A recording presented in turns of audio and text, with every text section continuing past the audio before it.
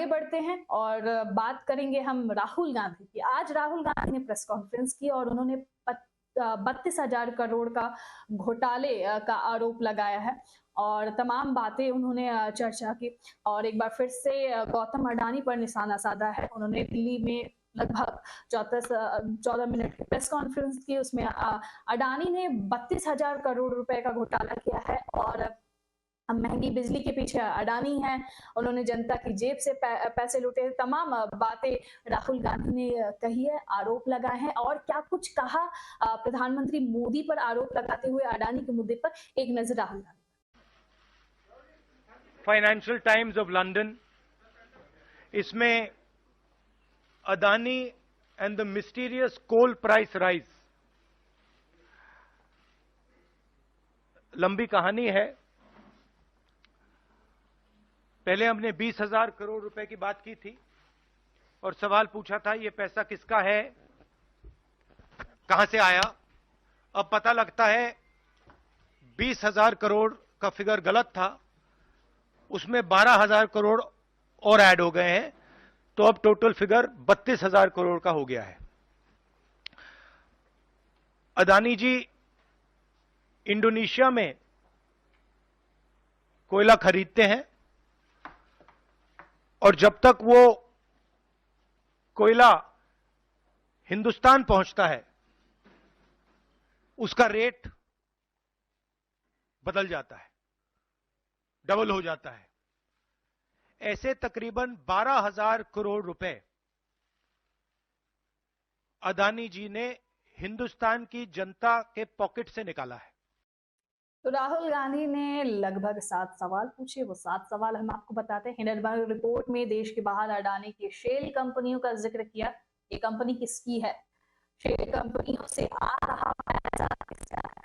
Shell companies पर सरकार ने कोई सवाल क्यों नहीं उठाया, जबकि अडानी देश के पोर्ट्स, एयरपोर्ट्स, डिफेंस को डोमिनेट करते हैं। ये राष्ट्रीय सुरक्षा का मुद्दा है। प्रधानमंत्री की फॉरेन ट्रिप्स पर अडानी कितनी बार साथ गए? कितनी बार विदेश यात्राओं में अडानी ने प्रधानमंत्री मोदी से मुलाकात की? प्रधानमंत्री मोदी के विदेश दौरों के बाद अडानी उन देशों में कितनी बार गए? अडानी ने भाजपा को कितने पैसे दिए? इलेक्ट्रोल बॉन्ड में अडानी से कितनी रकम मिली? तो लगातार अडानी का जो मुद्दा है वो राहुल गांधी उठाते हुए नजर आ रहे हैं। अगर हम पिछले दिनों की भी बात करें तो संसद में उन्होंने अडानी की तस्वीर दिखाकर प्रधानमंत्री मोदी से पूछा था कि ये रिश्ता क्या कहलाता है। हालांकि ये रिश्ता क्या कहलाता है मोदी की तरफ से अभी कोई प्रतिक्रिया सामने नहीं आई। इस पर भी आपत्तिजनक टिप्पणी उन्होंने की और इस पर अपना जवाब सचिवालय को भी सौंप दिया था। और लगातार अगर हम राहुल गांधी की बात करें तो वो अडानी का मुद्दा उठाते हुए नजर आ रहे हैं। और कार्रवाई पर मोदी चुप क्यों है? अडानी के खिलाफ कोई कार्रवाई क्यों नहीं कर रहे हैं, उस पर मोदी चुप क्यों है? प्रधानमंत्री ने भारत के प्रधानमंत्री की सहमति के बिना ऐसा नहीं हो सकता। इन सज्जन यानी कि अडानी के खिलाफ कोई कार्रवाई क्यों नहीं हो रही है? प्रधानमंत्री इस पर कोई टिप्पणी क्यों नहीं कर रहे हैं? और राहुल गांधी ने भारतीय मीडिया से भी सवाल पूछते हुए कहा कि रोचक बात यह है कि ये स्टोरी आती है लेकिन हिंदुस्तान की मीडिया एक सवाल नहीं पूछती। बिजली का मामला है, गरीबी का मामला है, चोरी का मामला है, लेकिन इंडियन मीडिया को इसमें कोई इंटरेस्ट नहीं है। और भाजपा प्रवक्ता गौरव भाटिया ने नेशनल हेराल्ड मामले में राहुल की चुप्पी पर अपना सवाल उठाया। उन्होंने कहा कि गांधी परिवार दुनिया का सबसे भ्रष्ट परिवार है। राहुल और सोनिया दोनों भ्रष्टाचार के मामले में जमानत पर बाहर हैं, इस पर राहुल बात नहीं करेंगे। नेशनल हेराल्ड घोटाले में रॉबर्ट वाड्रा के भ्रष्टाचार पर बात नहीं करेंगे। तमाम तरह की बातें। और इधर प्रहलाद जोशी ने भी अपनी कुछ प्रतिक्रिया दी है राहुल गांधी के 32,000 करोड़ के घोटाले को लेकर। क्या कुछ कहा प्रहलाद जोशी ने, एक नजर। जिसके चलते आम जनता प्रभावित हो रही है, जनता की जेब से पैसे लिए जा रहे हैं।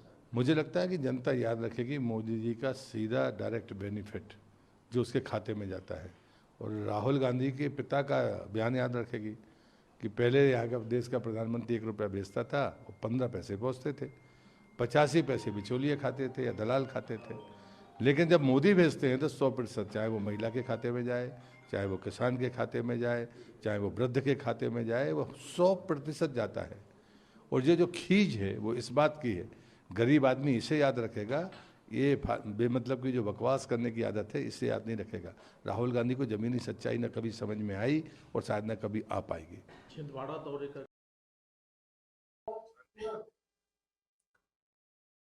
प्रहलाद जोशी ने कहा कि जो मोदी करते हैं वो 100% सबके पास पहुंचता है। जब आपकी सरकार थी तो उस समय कुछ दलाल खा जाते थे, कुछ कोई और खा जाता था। तो ये तमाम तरह की बातों पर, राहुल गांधी की बातों पर प्रहलाद जोशी की प्रतिक्रिया।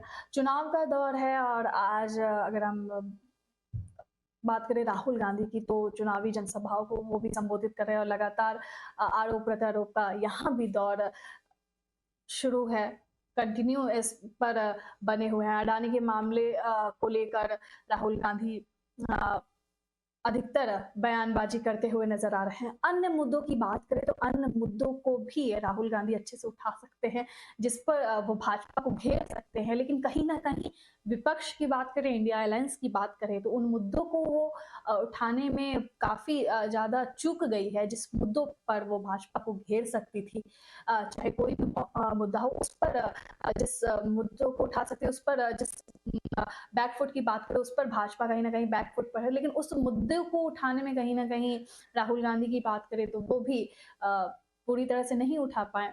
अडानी का मामले की बात करें, अडानी के मुद्दे की बात करें तो कहीं ना कहीं जनता भी इससे बोर हो चुकी है।